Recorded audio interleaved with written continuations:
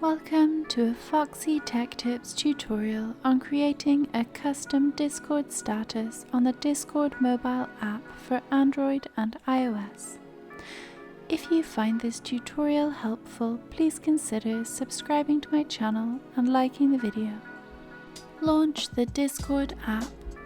If you are currently in a server, then start by tapping the 3 lines button at the top left of the screen.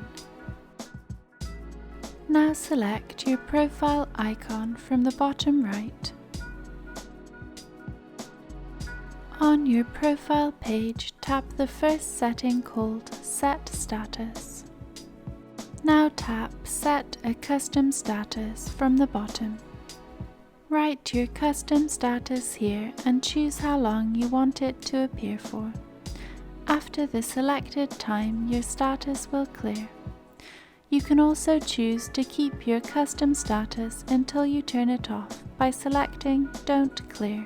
Tap Save once done. Your custom status has been updated. And that draws an end to this tutorial. Please like the video if you found it helpful and subscribe to Foxy Tech Tips for more Discord tips and tricks.